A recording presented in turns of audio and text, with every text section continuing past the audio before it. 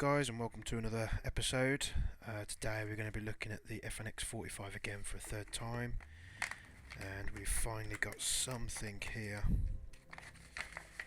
which I've been waiting for, turned up today, which is the Arms FNX-45 RMR mount.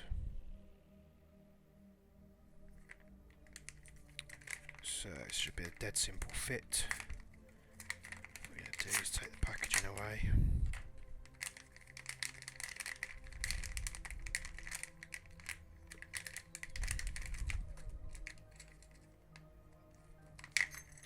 Let's have a look what we've got inside here. So we've got the mount itself, which is just a replacement for the top piece. Fixes with, I suppose, these two screws here, and then gives you the mounting for the RMR to fit onto these two lugs and then bolt down from the top. And then we also get two long and two short countersunk screws with a 2mm Allen head on those. So let's go ahead and take the mount off the top.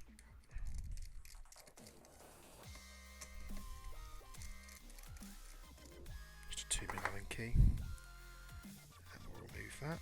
Set that to one side, which reveals this. And then we take the mount, and it fits on like that. I presume we're using the short screws for the mount itself.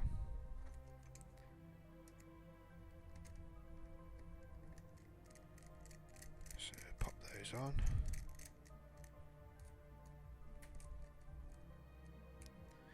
You know, the mount's made of very good quality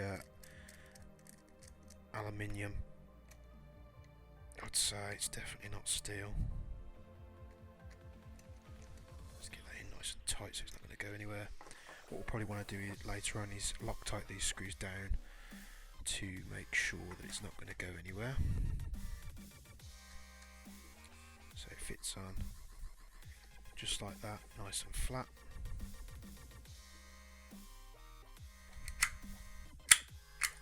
And there's no restriction on the inner workings of the pistol whatsoever.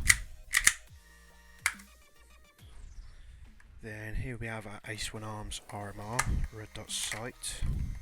Comes in very simple packaging. It's the same RMR that comes with a slide kit. And this is just a spare one from leftover projects that have been completed. It's dead simple. A little battery goes in the bottom, which you secure down as you screw the RMR onto the mount itself. And then we've got a simple plus and a minus on the other side, and we've got all proper, let's see if you can see that, Trigicon markings,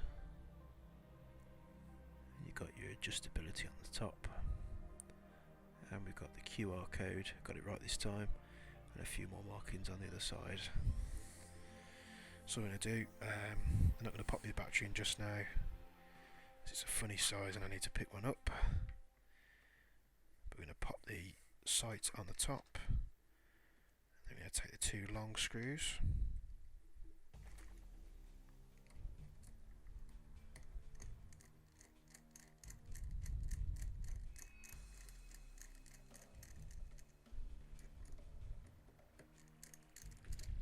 Not doing them up too tight until these screws are centered.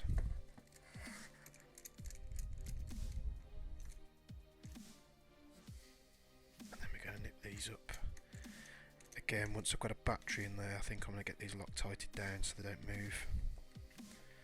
And then there we have it, FNX with an RMR red dot sight. I'll get some close-ups here as well. Let's pick the camera up of my ghetto mount.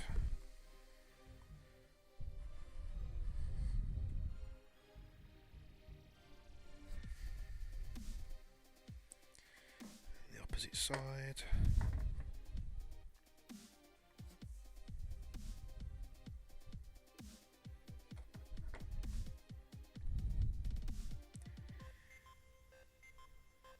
There we go, looking at the back. So it's going to give great target acquisition. I'd imagine it's going to be much better than the iron sights. This video is previous to where the tritiums are going to be fitted to this pistol as well. We've got those in there. And we'll get a little sneak preview of the tritium for you when that's finished. But especially in dark situations, we're going to turn this RMR up. Have a nice prominent red dot. And of course it makes the pistol look 10 times better. Okay.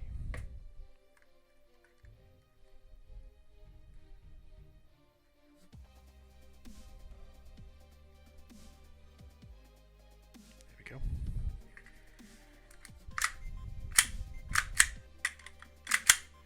So I'm just going to test the functionality.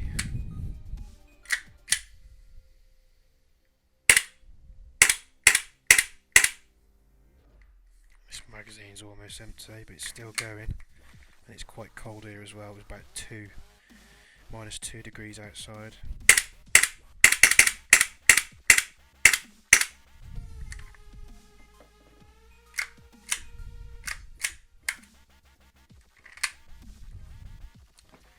And also today, as I can see this being my primary sidearm to use at games, we picked up 1,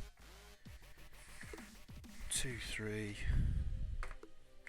5 extra mags, especially when we're running those pistol games at the block. You're going to need a lot of spare magazines for this. You're going to have an absolute blast. Nice and cheap, not expensive whatsoever.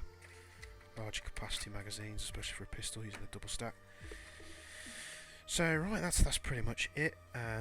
The RMR and the mount, if you buy them together, CIW is going to cost you about $70, plus your shipping on top of that. There are a few other places doing it for different prices here and there. I already had the RMR, so I just ordered the mount, which was £6 British, and obviously the postage on top, I think it comes to about £11. So it's not expensive whatsoever, but I was lucky enough to have the RMR already. But $70 for the mount and the RMR is a complete steal, if you ask me. And of course, it makes the pistol look that much more tactical. The only thing I think we'll do here is get the Ace1 Arms Osprey suppressor, one of the 16mm adapters that you can get with them. Perhaps a nice 7-inch suppressor. Especially for pistol only games, it's going to be a right treat, because I can imagine with that suppressor on there it's not going to be easy to holster. And while I'm on the subject of holsters, here is a holster courtesy of Clearwater holsters. Good friend of mine, Phil. I picked up a pistol off him the other day. As you can see, it comes with a kydex holster, which can also take a Surefire light. He builds them to order. You can do them for every pistol. The FNX is going to go to him next, because I need something that's going to clear that RMR on the top and cater for the pistol torch as well. And there's not many companies out there that make holsters for the FNX, so we'll get that to him, get him a custom holster made. As you can see, the retention's great. Holster your pistol and your torch straight onto your hip. All you need, slightly canted forward for easier drawing.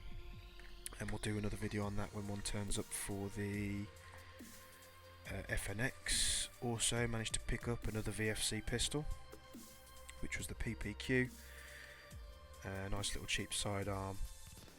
Great first impressions, and we'll be doing another video on that soon. We'll see how that performs in comparison to the FNX.